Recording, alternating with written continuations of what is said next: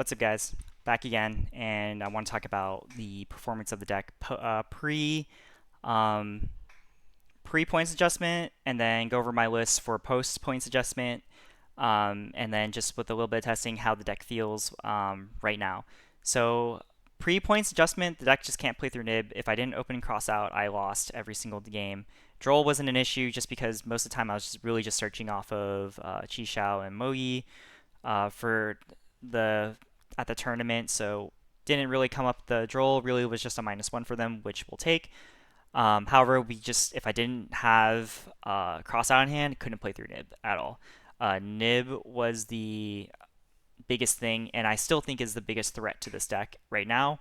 If we want to try to play through Nib, it really just comes down to, can we we have to make a kind of half board ish that will go through more than 5 summons, and then they just drop it there, and then we continue to play. How I've been accomplishing that is really just having Moe plus a worm in hand and just not going through Moe and the combo at all if I can. So the idea is I just try to go for the Mariamne Paparastos and then get the Taya. Taya will get me through that way instead. Um, but honestly, once they pick up on that, they're just gonna, like, if you try to attempt to pass the fish for the nib, they'll just let you pass and you'll just end on a really weak board. So that's kind of like the where we're at right now.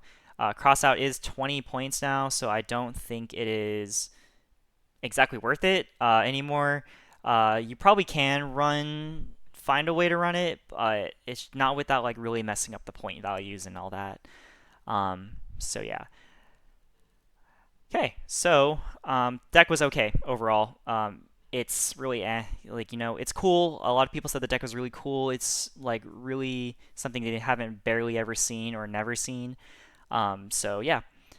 Now on to how the points adjustment affects the deck. So right now, emergence, big one is really emergence at 10. Now we can run this. What this really did was make the deck a lot smoother.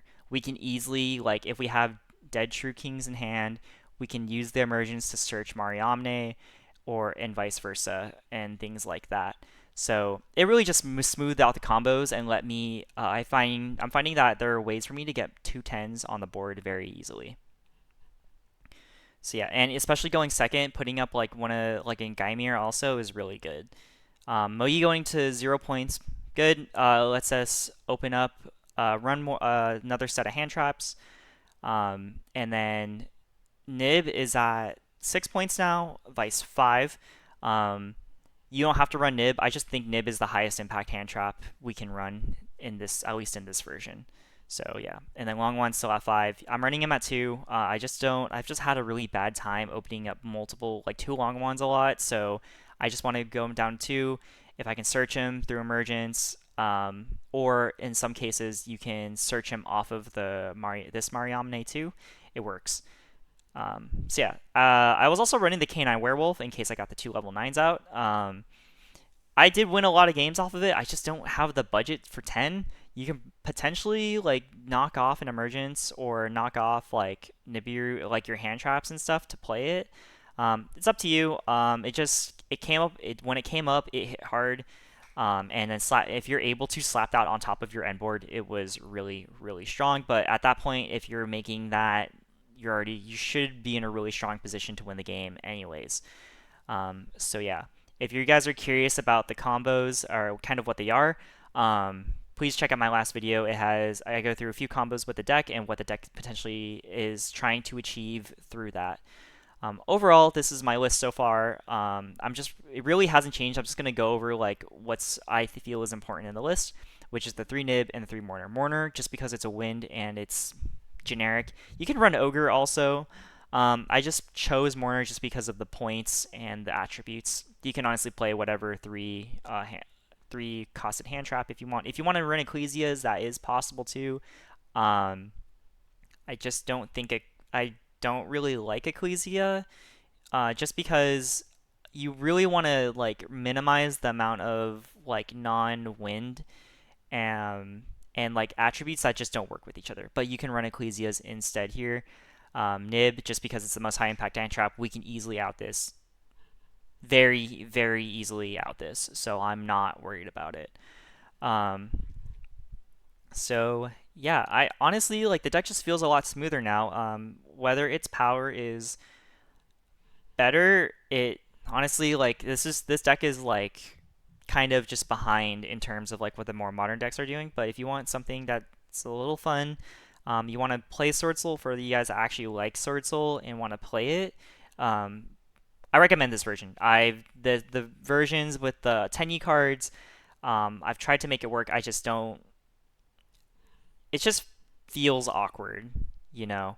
That's the other thing. Ashuna is now at 3 points. As you see here, I'm not running Ashuna. Just don't care about it enough right now. I think if you want to run a version that just summons, spams a bunch of normal monsters, or able to stick a normal monster on board and then use the 10e cards, by all means, um, go ahead. It's good, good. So yeah, I just want to go over that. Oh, Gravity Collapse. Until this gets hit, this is a must in the side deck. This has every game that I was able to stick one Synchro Monster out. This card has just blown out like every matchup. Because you just generally have enough. If you have enough follow up to, you'll have enough follow up to kill them.